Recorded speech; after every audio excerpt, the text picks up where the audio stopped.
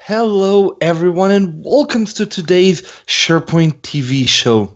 My name is Vlad Catrinescu, and I will be your host for this show. For those of you that it's the first time that you're attending, SharePoint TV is really a casual show where our goal is to answer all of the questions you might have about really any topic SharePoint. We have two awesome guests today. We're going to talk about SharePoint Development. But before we get started, let's take a look at a quick video from our sponsor, Valo Intranet.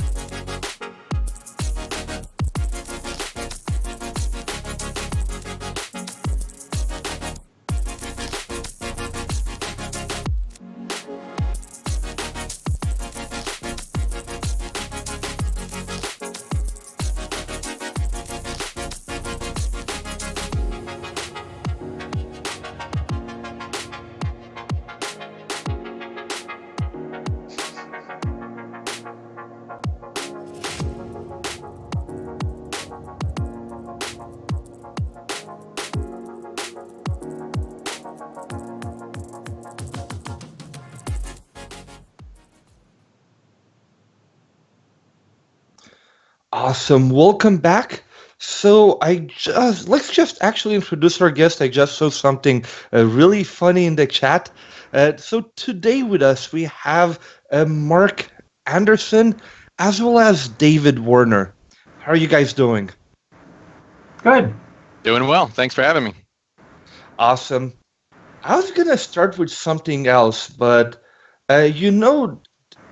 what you say in writing sometimes comes back to you after. And I just saw that we've been promised a rap over here. I don't know. Is it something like Pop goes to Warner and the Warner goes Pop, right? Something like that? Good enough. Good enough. I think you're supposed to be spitting some hot fire or dropping the beat, yo. Mic drop. I think I'll stick with coding. I think maybe we should just talk about code. None of us are ever going to make money with music, I think. Sorry. At least not me, that's for sure. So kind of for the people that don't know you, just quick introductions. Marc, I'll let you start. Well, the fact that this is supposed to be a show about development means that I'm in the wrong place. Maybe you couldn't find anyone else, but my name is Marc Anderson. I work for a company I started called Sympraxis Consulting, based in the Boston area in the U.S. And we're 6 people having a grand old time working on SharePoint, Azure, Office 365, all the fun stuff that we're about to talk about. Awesome. And David? David Warner. I live in Los Angeles. I work for Catapult Systems. Been working in SharePoint for as long as I can remember, and I'm looking forward to talking some dev today. Awesome. Talking about dev, I love how Marc says he's not a real developer, even if we all know. I mean, yes, I know you do JavaScript, which might not be considered dev, depending on some people. But why are you saying you're not doing a lot of dev lately? Well, I think, I mean, it's sort of a joke, and it's sort of not a joke, because when I started working with JavaScript back in 2009 on top of SharePoint, it was a joke. People thought I was just being a dummy. And at the same time, we were using JavaScript to solve real business problems, and we were building solutions, and it worked just great. Content editor web part, script editor web part. And then we fast forward another 11 years now, apparently. And, we've got the SharePoint Framework, which uses JavaScript under the hood. And, the ways we use technology on top of these platforms has changed a lot. Surprise, surprise, things do change, and technology changes, and the tools we use change. I mean, I've been around a really long time, and, I don't write in Pascal anymore, but, it was a pretty cool language too. And I think, David, back then as well, you're also doing JavaScript back when it was not that popular. I mean, with SharePoint Server, we had full trust solution in C#, .NET, and all of that. Can I call it pro dev? Since we have IT pros, do we also have pro devs, or are you guys just devs? Yeah. So, I mean, I started out back when .NET was the rule of the day. JavaScript was considered the little scripting engine that could. It was something that was considered cute and fun and not enterprise worthy. How days have changed, right? Yeah, and but I was kind of working in a pseudo SharePoint framework like environment well before there's the SharePoint framework. I never really liked the tools. Things like content query web parts were fantastic for end users because they could understand how to interface and sort and filter and scope and all of that stuff. But they didn't need to do any of the code, right? And they weren't going to do the code. And it was expensive custom developing full trust solutions. And so I started working where data would be written to the screen, and then JavaScript would come in and rewrite it. It was the only way was to write it to the screen in a hidden way. And XSL, because everybody loves XSL, right? No, nobody likes XSL. As a funny aside, I was once interviewing someone, and I said, how familiar are you with XSL? And the person said, I use Microsoft Excel all the time. I said, okay, great, interview over. But yeah, nobody liked to work with it, but it gave us a way to utilize JavaScript to then rewrite the solution in a way that was highly engaging and interactive and fun. And that was where I was in my comfort zone. So when SharePoint Framework came out, it was, the clouds parted and the sun came down and I was singing, maybe rapping. Rapping. Fire. Did you ever say, why did they steal my idea and made it production? Hey, no, I'll take it. You don't take the credit. Great. No credit. I'm saying I'll take the theft. I'm okay with that, right? The community is awesome.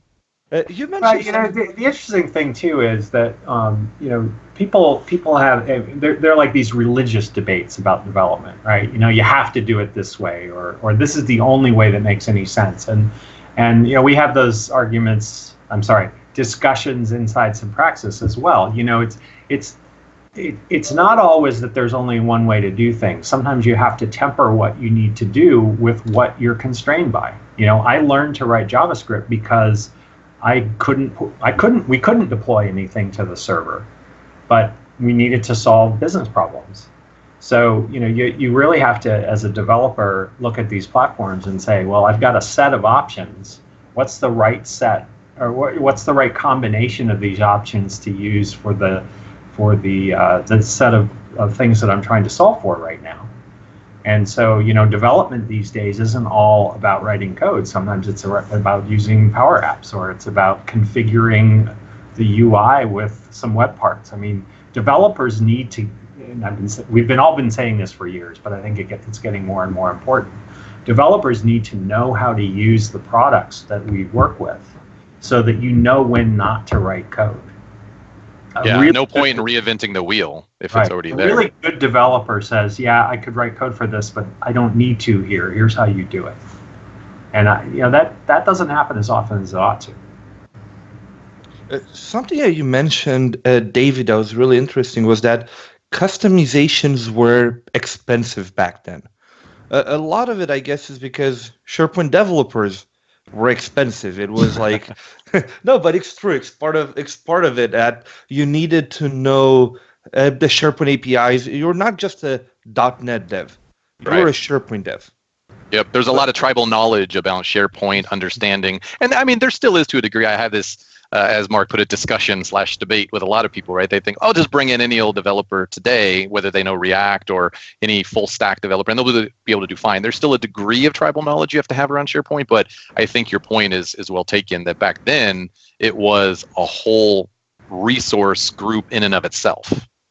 Okay, but yeah, I remember when they announced it. And remember, I'm an IT pro, so I don't think I've ever compiled. I've never done a SharePoint framework package. I deployed some of them just so for the management part, but I never actually built, not even a Hello World web part, to give you the idea. But one of the points when they released the SharePoint framework was that it would be a lot easier to take, I don't want to say it like that, but any front-end dev that knows a bit of JavaScript, bit of Angular, bit of React, and kind of show them a bit what SharePoint is, and they're off and running and after 2 days of training. Is that true, or? I mean, I think that there's a degree of trueness. It's more true than it ever was in the past, right? There's still obviously a degree of SharePoint tribal knowledge you need to understand, but it's easier to abstract. So some organizations are able to say, well, we're just going to have you work on that React component, and then we'll have a SharePoint guy that knows a little bit more about it. He'll integrate that in there. But maybe all the heavy lifting is done in the React component, and all they need to know is that they're getting this contractual, relationship with an API or whatever, and they don't need to. And so it's certainly a lot more appealing because for better or worse, people have not always been attracted to the SharePoint dev space. I don't know why. I've always loved it, but I get it. Some have not liked the restrictions it may have felt like there was. But now there's very, very few. And I think SharePoint was the most hated dev platform on Stack Overflow for like 2 or 3 years in a row, right? Was it? I don't know. I need to find this. Propaganda. I think people always had a misconception about working on top of SharePoint, which is you're effectively an application programmer. We used to use that term back in the 80s and 90s, I think. You are an application programmer or an application developer. You were sort of checking some things at the door and saying, well, I'm going to be writing my code on top of this platform that gives me a whole bunch of capabilities that shortcut my solutions. But I think a lot of the people who were coming from a .NET background were wanting to sort of write greenfield code, and that's not what you do as an application developer. You have to work within some constraints that help manage things for you. Like I don't have to manage identity when I work on top of SharePoint. Thank goodness. I always know who that user is because SharePoint handles that for me. So I think a lot of the constraints that people who are coming from a .NET background were not happy about were things like that. And then of course the tribal knowledge thing David's talking about, the having to understand the set of APIs. What's the surface area in which I can work? What are web pages in this construct? What are SharePoint's capabilities, and how have they changed over time? So yeah, it was sort of a niche set of knowledge back in the 2007 days, and I think it's opened up a lot now with the SharePoint framework. We have a modern tool chain that means that we can bring in people who have never seen SharePoint before, and at least they can be productive, though they still need probably somebody who understands SharePoint under the covers. Yeah, well, and they feel more comfortable, right? Because the open source tooling is more familiar to them, so they don't feel like they have to go back to school to learn something that they're not excited about, or maybe they feel they won't use as often. So it's a lot easier. And then, of course, the SharePoint developers are thinking, why am I writing it? Why am I writing stuff at the command line? Why have I taken this step backward? Whereas the rest of the web developers have sort of been that's where they've been for a while, so it's less annoying to them.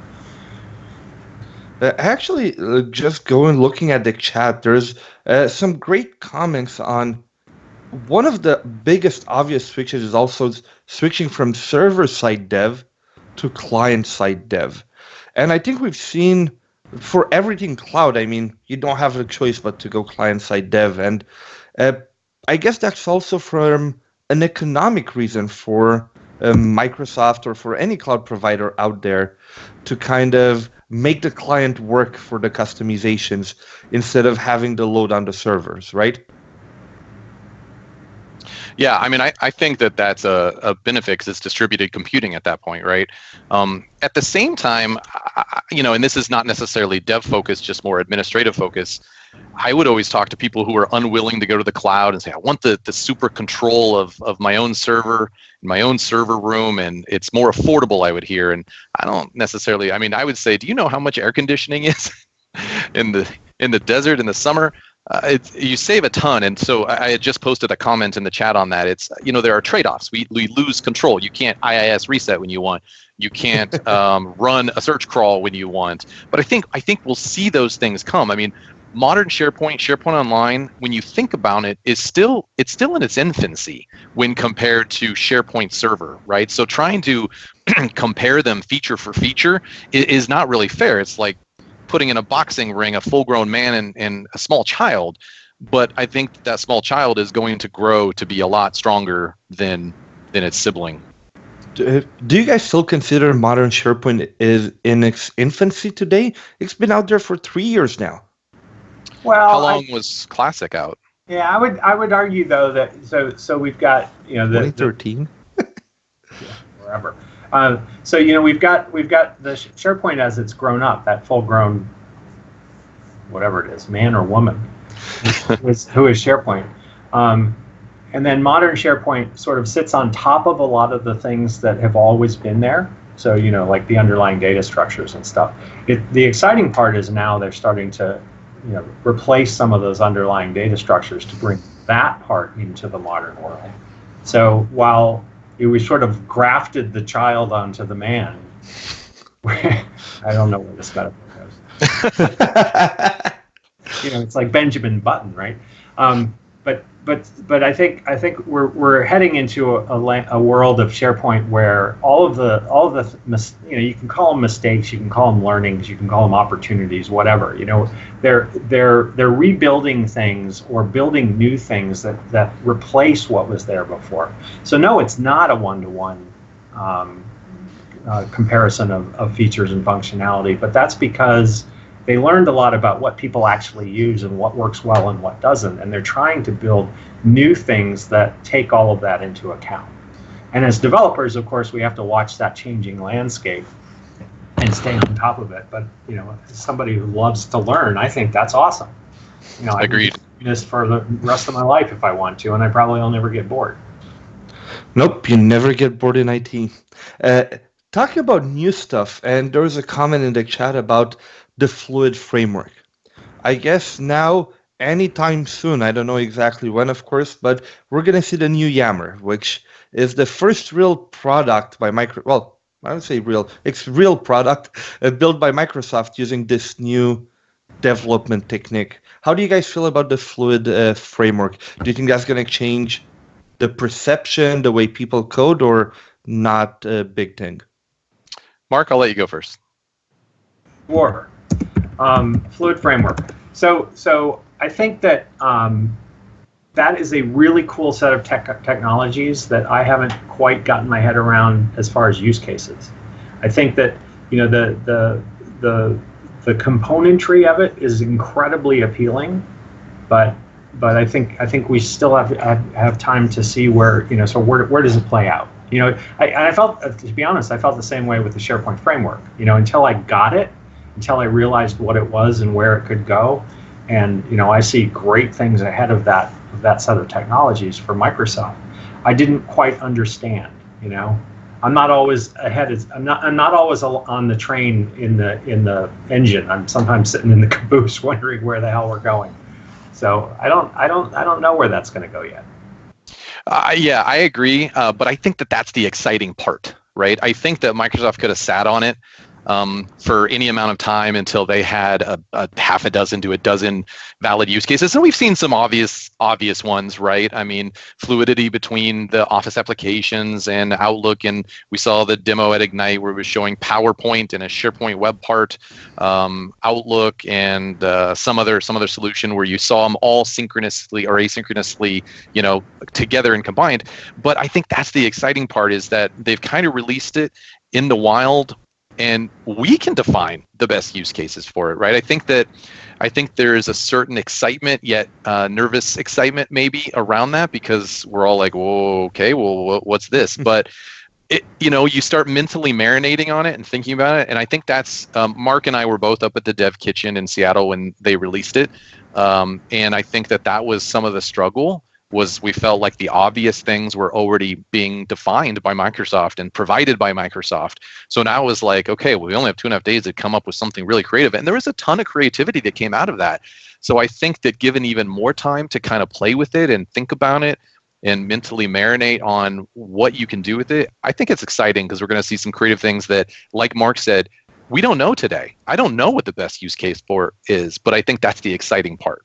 I think we, you're right, David. You and I were both in the same room to see all this stuff. I mean, we sort of went from the really cool demo where you go, oh, how do they do that?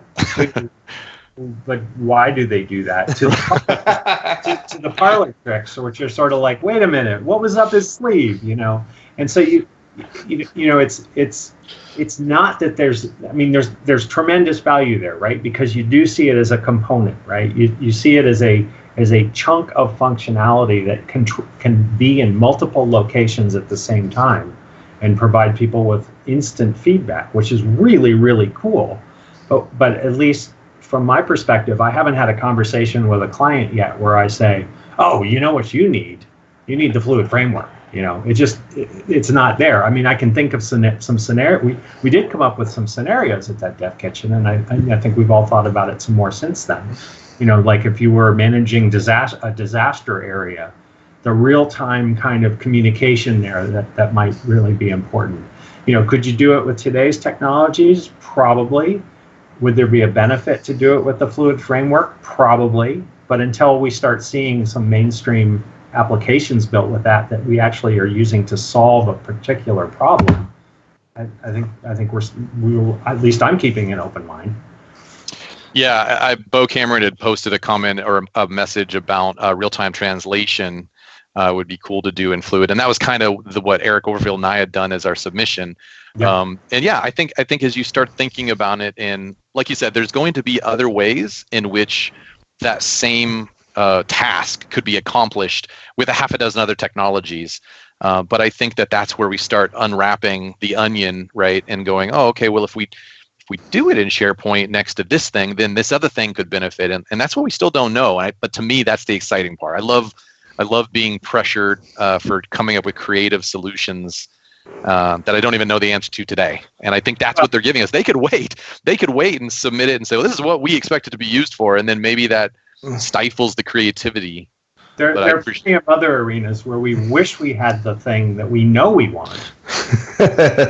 This is a thing that we're not sure what we're going to do with, but we know it works, right? Yeah. We've seen it happen. So, we sort of end up with both ends of that stick sometimes, and we wonder why it takes so long to move something from here to here on the screen when it takes a year before it all rolls out, and then they give us this wacko stuff that we have to figure out. Okay, now what?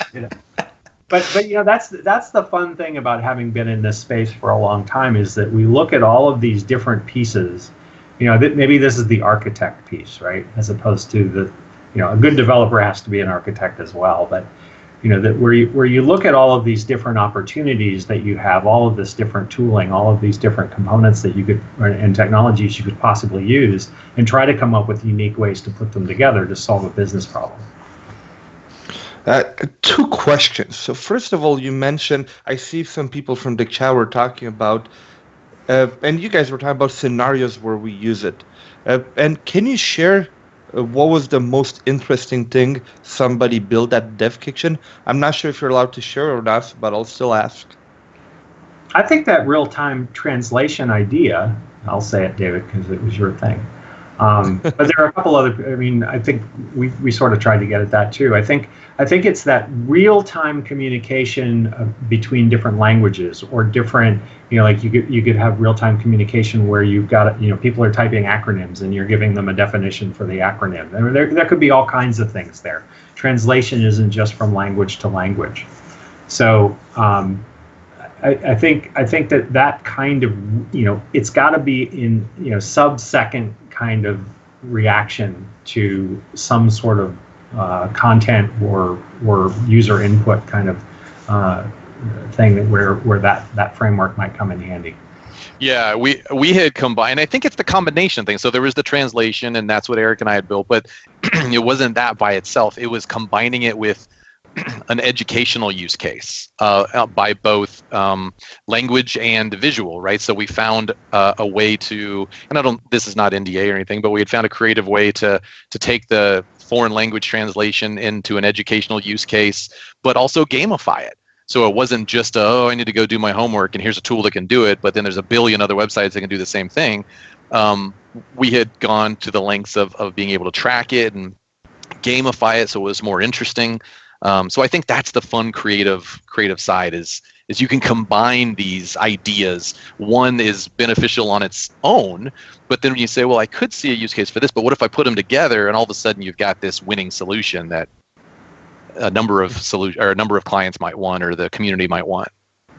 Awesome. And Marc already mentioned it, but David, are you waiting for this for any clients? Have you talked to any clients? And kind of when they describe the requirements in your head, you're like, Fluid will be the fix to this once it's out there, or? Yeah, I mean, not just like that, right? It's not like whatever you're troubling in life, Fluid is going to fix it, right? But I think it's starting to get in their minds the concept that they can start chewing on too, right? If they start thinking about the concept, because even all of us at the Dev Kitchen, like Marc said, saw this super cool thing and oh my goodness, it's got to be magic, right? And then we went, oh, what are we going to do with it, right? That they didn't already do, but they being Microsoft didn't already do.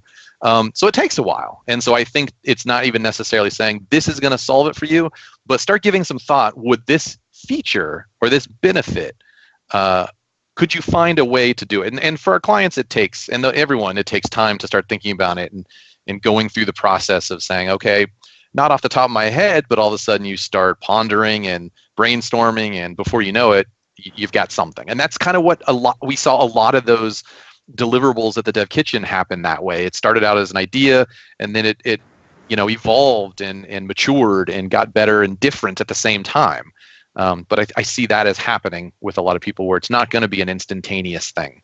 It's probably going to be an evolution of thought and brainstorming and all of that. Yeah. Okay, now we talked about kind of the future with Fluid. Let's take a step back and look at a bit at the tools we have today. And I think even today, like Marc said, there's so many ways to do the right thing. And there's also, I mean, you can of course go the Power Apps way to kind of try to do something with out of the box, click here, do this, build an app. You can use PNP as well. I think you guys are both part of PNP contributors. Am I correct? You are correct. Yeah.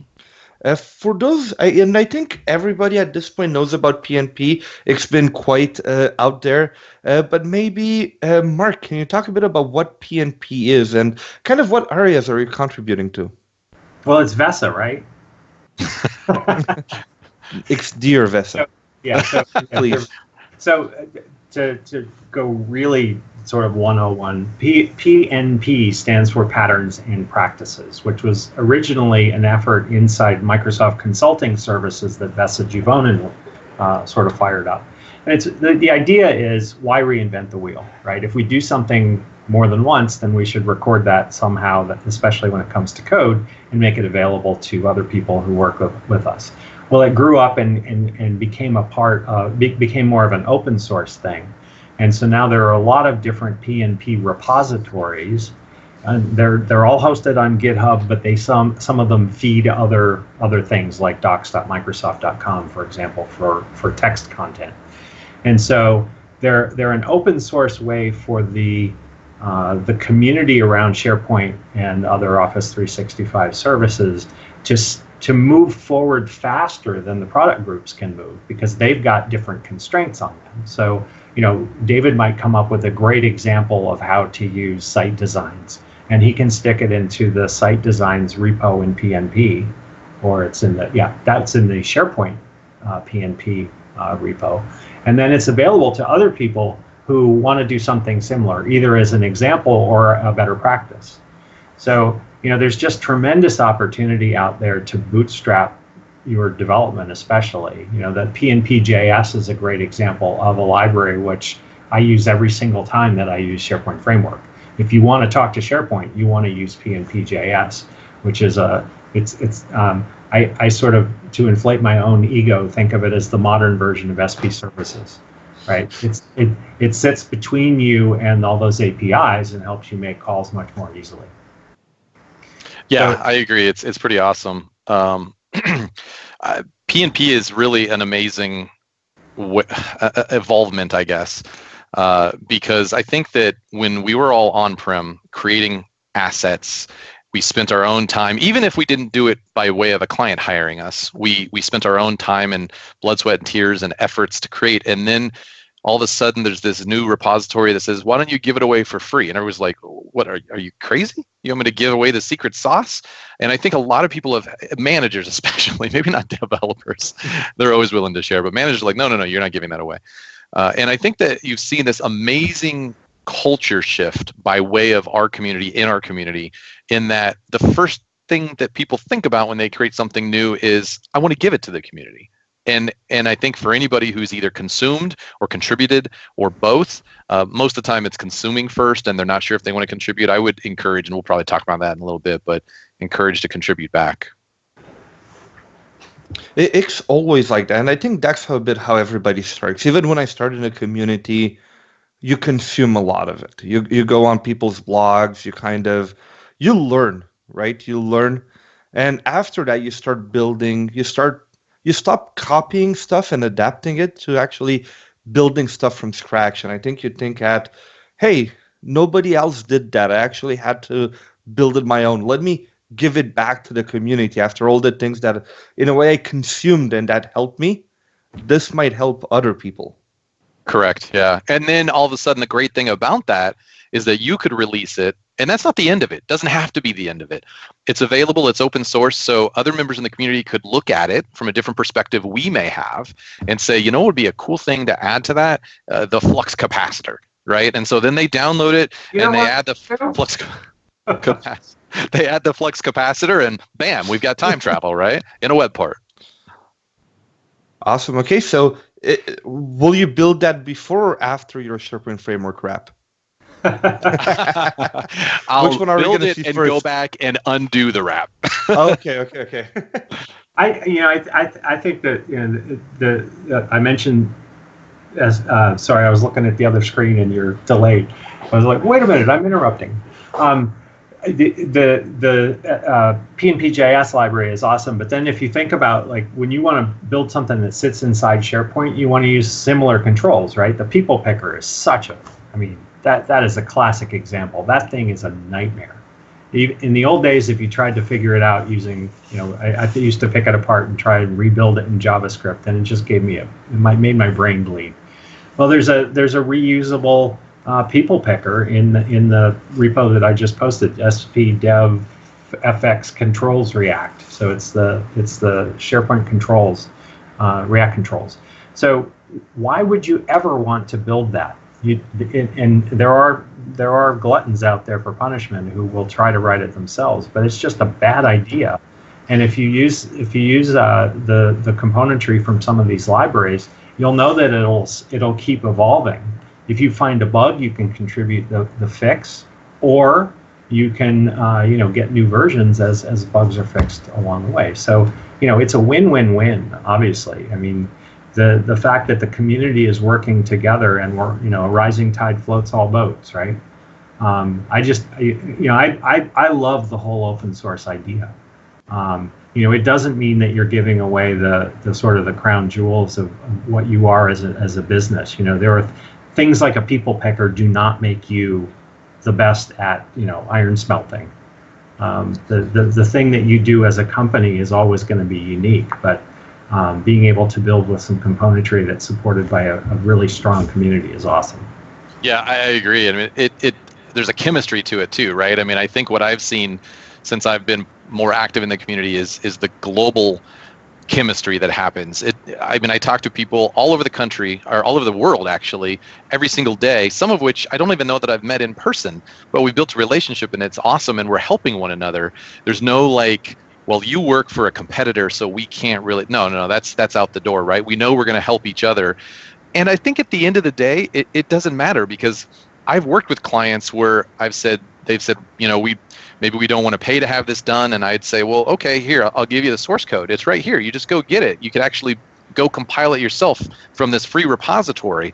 And they go, I'll hire you. We all can get the recipe for a 5-star meal and the instructions on how to cook it, but we still enjoy going and having it done for us by someone who's maybe a little better at it than we are. And we know it's going to be more flavorful and we're going to enjoy it more. And so just because we give the recipe out for free doesn't mean that, like you said, Marc, we're losing. It doesn't define us, or we're not giving up that $1 million idea or anything like that. In fact, it may become a $2 million idea if we share it. And now you made me hungry talking about that. Yeah. I think it's interesting. I think there are still companies out there who have the no open source rule, and that they're sort of shooting themselves in the kneecaps there, right? Because there are so many ways to shortcut your development nowadays, and if you're not taking advantage of that, you're actually putting yourself at a competitive disadvantage, which is just unfortunate. I mean, there are security reasons. I could see where the NSA might not want to use open source software, but those should be pretty extreme exceptions. And then of course the danger of open source is that you just go and grab a bunch of crap and you glue it together and you have something that you don't understand. Mm-hmm. So I think the onus on the developer who is using open source is to know what's out there, know how to use it, and know how it works. Just because it's free doesn't mean it's free. You still need to do some due diligence. You still need to look under the covers. You need to test the veracity of that code, because David, you might put something in that repo that your flux capacitor thing, and I might look at the code and say, yeah, that's just not that's not good enough for our standards, whatever they are, or I'm gonna improve it so that it is up to our standards and contribute it back. But that onus is very, very important. Open source is 98% a taking mechanism, right? People just go and they take stuff and they reuse it and they don't think about it. And that equation is not going to be successful for that person who's doing that. Now this brings me to, in a way, another topic which it's not talked about as much, support. PNP is open source. You mentioned most companies, I guess, are good with it because it's still yours. You get it. You deploy it, nobody will take it away. But what about support? Have you guys seen any resistance from actually using stuff from PNP because it's not officially Microsoft supported? Well, it sort of is. The way I describe that is that it's not Microsoft software, but it's Microsoft backed or Microsoft condoned software.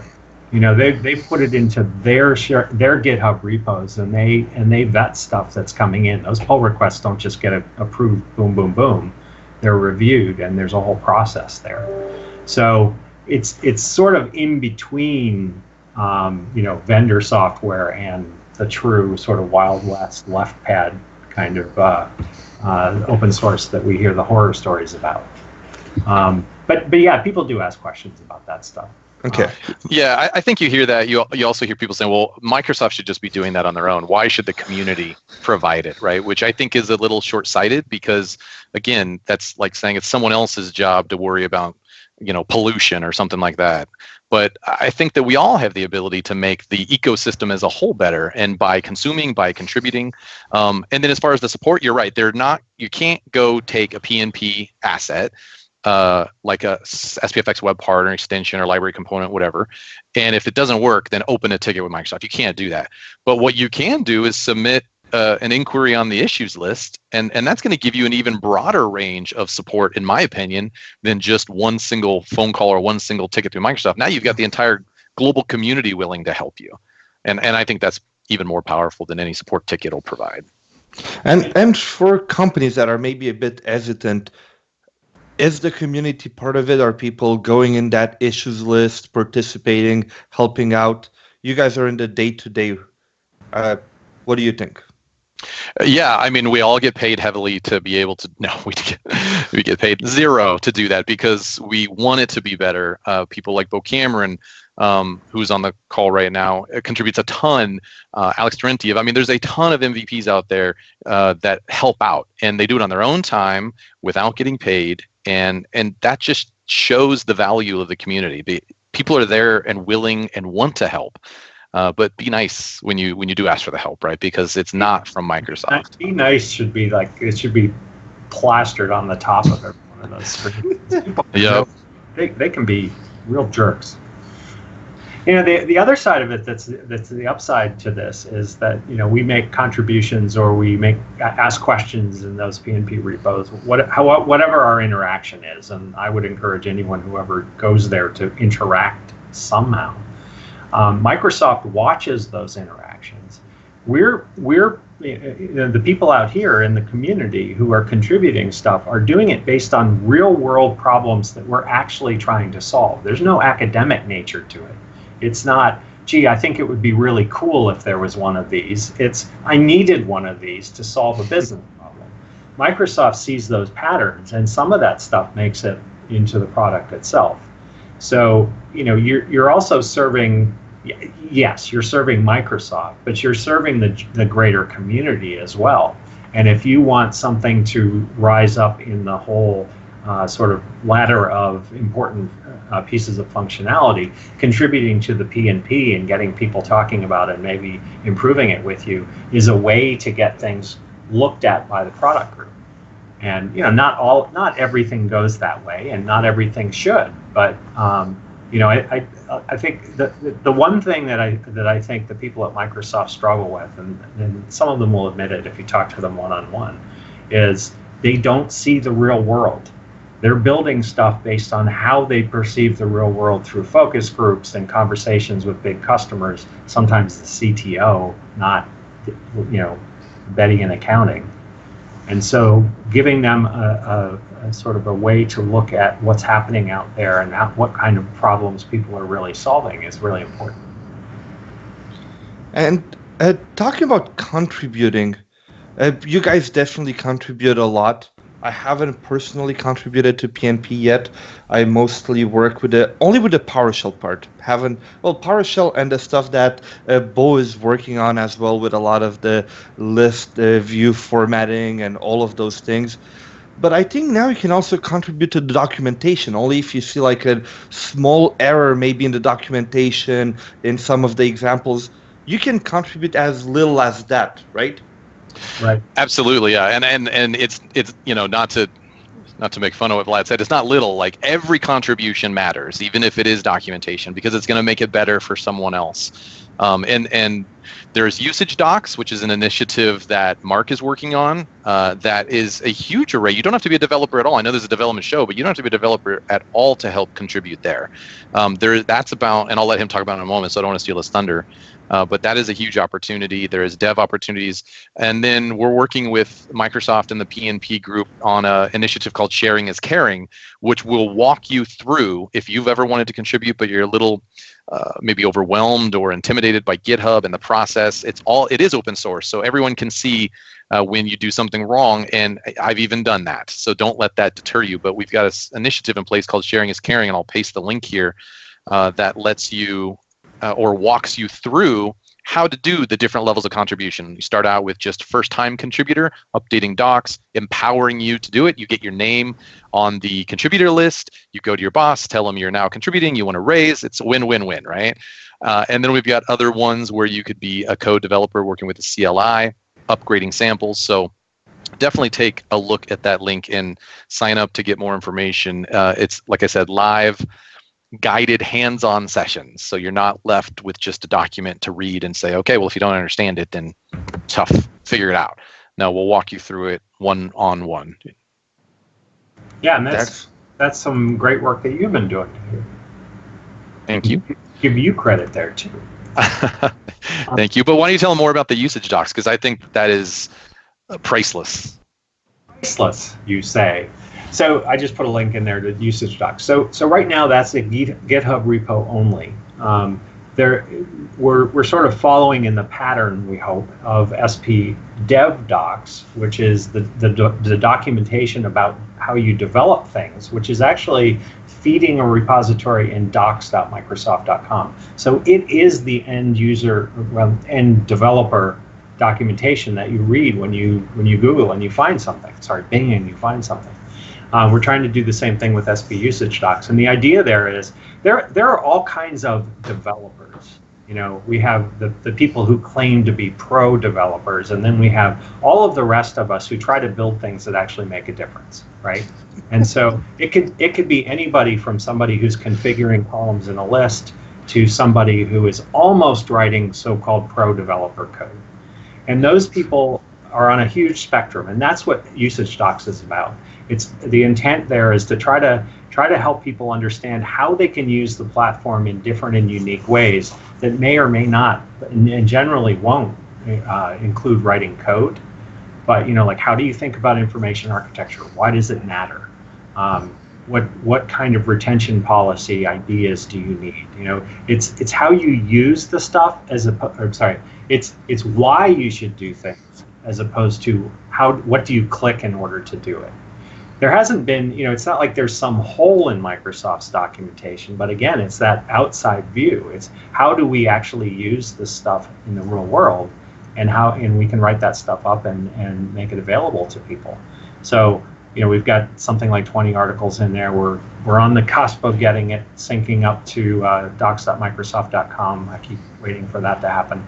And then at that point, it'll be in docs.microsoft.com, and every single one of those documents has a little edit button up in the upper right. And you can click that edit button, it takes you to GitHub, you can make a contribution.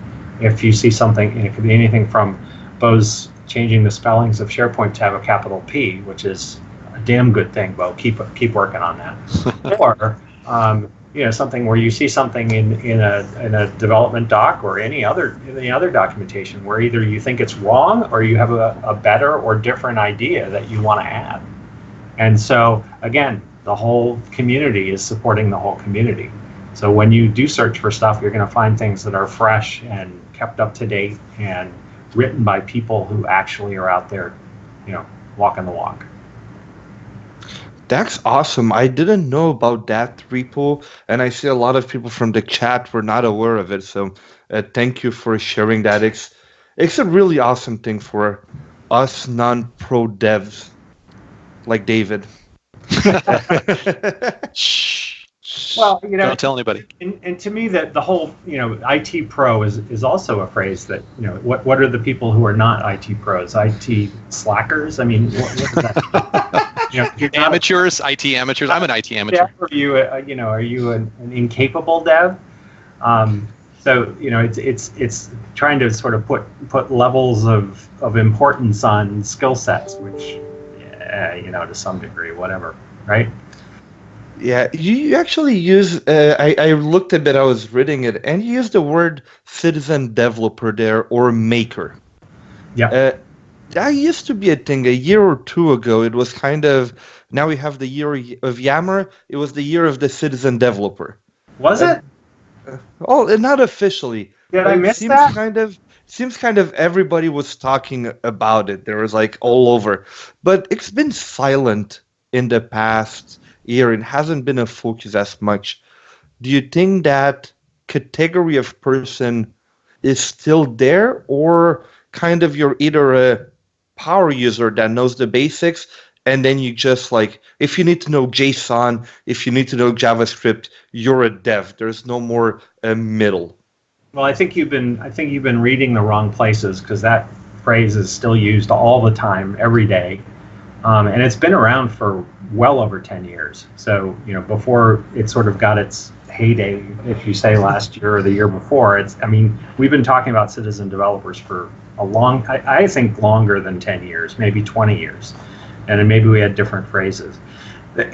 See, to me, when you're in marketing, you have to put people in buckets, right? You have to have end users and developers and IT pros. You need personas, marketing personas. You can only deal with a limited number of people, but in reality, we're all a bit messier than that. We all are in some shade of gray. We fall on a spectrum of capabilities, and so citizen developers are people who work often within the business unit and come up with solutions using whatever tricks they know how.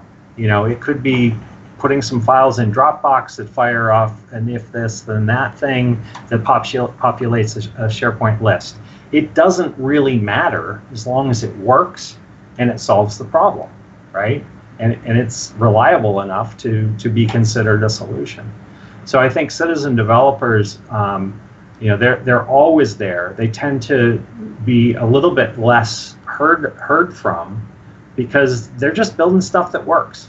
And they don't get brought up into the IT department and given some free lunch. It's just they've solved a problem, and that will never go away. And some of the new, the Power Platform tools, sometimes get called citizen developer tools. Well, it depends on what you're building. Sometimes it's easy to build stuff with those, and sometimes it's really, really hard, depending on what you're trying to accomplish. It's really easy in some of those Power Platform, and I haven't touched Power BI much, so I'll keep my comments to Power Automate and Power Apps. It's really easy to get to the point where, this should be easy, this should be easy. Oh, I need to go into JSON, parse it, and get the information. What's that language there? And who's that JSON guy? Yeah, who's that JSON guy that keeps popping up? But you can do a lot of things, and in the chat, Bo is mentioning connectors and things like that. That now it's a lot easier to get to a higher level without any code, scripting language, format like JSON or things like that. But yeah, there's an interesting risk that comes with that, right? Because you still need to be able to build using the tools, and it'll get better as they mature, but building the tools that are using the tools to build something in a scalable manner, right? So sometimes when you're given all these kind of point and click tools, you start building things and all of a sudden it works for the first while, and then more usage comes or more data comes or both, and you see it explode. And so there's still some of that learning that should happen. I think that some of that is on the onus of those who are saying, okay, take this solution that's been built, throw it to the enterprise. There needs to be a better governance in place, and I think traditionally the real problem has been that IT people have looked at anything that a citizen developer builds and says, "Oh, we didn't do that. We're not going to support it. It sucks. You people are evil. We're going to shut you. Right? Take away your admin rights." And instead, IT ought to be cultivating those people, working with them hand in hand, so that the citizen developers can get as far as they can go with the right, with whatever tricks they want to use, but they have a partner in IT who they can to, and the IT person doesn't say, "Oh, we didn't build that, so screw you. You need a budget for the next 2 years." It needs to be collaborative development. Collaborative, yep. Right? And then some of those solutions can be upsized to enterprise solutions, containing that domain knowledge that IT doesn't have. Yep. So it's definitely biting off your nose to spite your face to say that citizen developers are evil or that they're building unscalable solutions or whatever. You got to work with those folks, and the whole enterprise will do better if you do that. There are these like camps of armed technologists that make no sense to me. Especially as somebody who works in SharePoint, which is all about collaboration. We ought to be collaborating on all of this stuff. Yeah, you've heard the better together or stronger together or whatever, and it has to have that collaborative feel to it to bring along those, and they're stepping out maybe outside their comfort zone with that creative idea to build something. And like Marc said, don't shun them. It should be something that's built together. We started out the conversation talking about the early days of JavaScript and SharePoint and how full stack, full trust developers would shun JavaScript. And now look how matured it has come with SPFX. I think we're going to continue to see that same sort of maturity, but it has to come in combination with that collaborative chemistry. Awesome. We have 5 minutes left. Last thing I want to talk about, we're talking about the SharePoint framework, and I think there's a new beta version that we're talking a bit about before the show that's coming up soon. And again, remember people, I'm an IT pro. That's why I'm looking at David, who's all about the SharePoint framework. What's the latest release of that? 1.10 was released. Let me get the link for it. But yeah, there's some new beta opportunities there that will be documented that you can build. And that's one of the cool things about the SPFX 2 is back when I'm a big fan of library components. They debuted or went GA in 1.9.1, but it wasn't just Microsoft dropping a bomb on the development community and saying, we've got this new thing created, go start using it. They released it in a preview version. And I think that shows Microsoft's interest and willingness to work with the community. They're giving us access to things that are in preview, so it might change, but we can help define if it should change, which is absolutely empowering. And I think there's something about being able to do Office apps as well, if I remember correctly, using the SharePoint framework. Yes, and I think we're going to see more of that coming out soon. So Office Addins, preview support for Office Addins. Let me go ahead and paste that into the chat window here. So there you go. It talks about that, and that was available in preview in 1.10. So exciting stuff. I have a bold prediction that the SharePoint framework set of technologies will become something that's used across all of Microsoft. I don't think it's the SharePoint framework. As soon as they reached Teams, I started to feel that way. I think that the robustness that they're building into that set of into that development platform is far wider than what we need.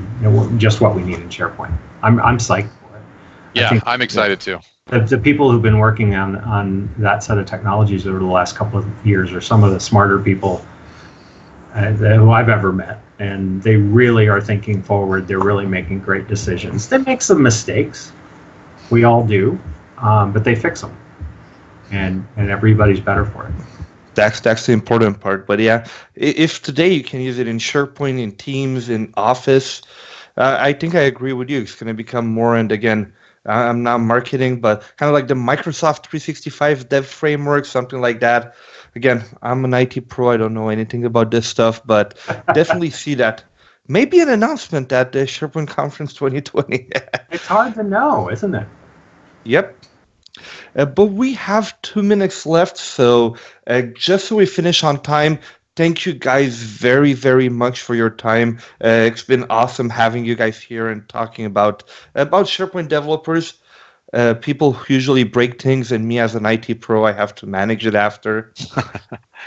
Yeah, thanks for having me. You're the guy who won't deploy it for us, right? Exactly. The IT pro, remember. There's a reason why I have pro in my title. No soup for you. But before we announce the guest for next week, let's go into a short video that talks about SharePoint Conference 2020.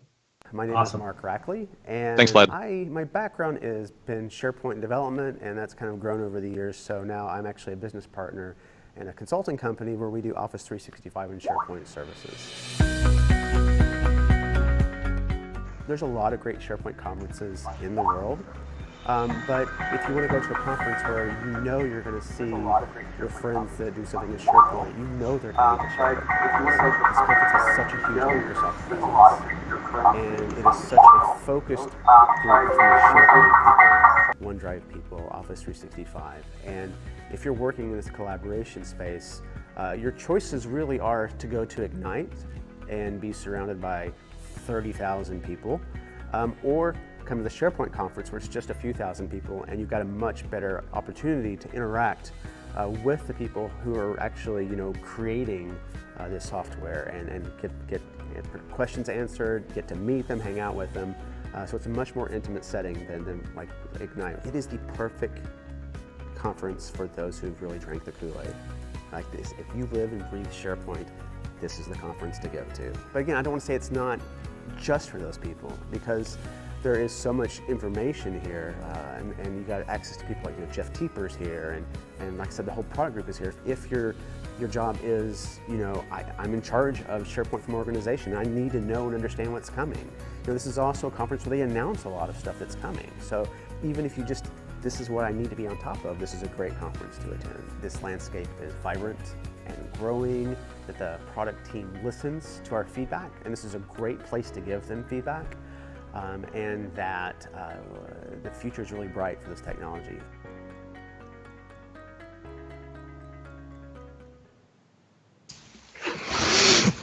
Well, like I said, thank you all for joining us today. Make sure you follow SharePoint TV on Twitch by clicking the heart button at the top right of your screen. And now for next week on February 5th from 10 to 11 a.m. Pacific, 1 to 2 p.m. Eastern, we're going to have Patrick Curran and Adam Leviathan, and we're going to have a show focus on the government. So really we're going to talk about this community cloud, like GCC High, and talk about those fun topics, because even if they're on Office 365, some of the features are different. So really looking forward to that. And I really hope to see you all at the SharePoint conference in Las Vegas. So remember to register soon. I think the 3rd of February price goes up. So the sooner you register, the more you're going to save. Thank you very much, everybody, and have a great week.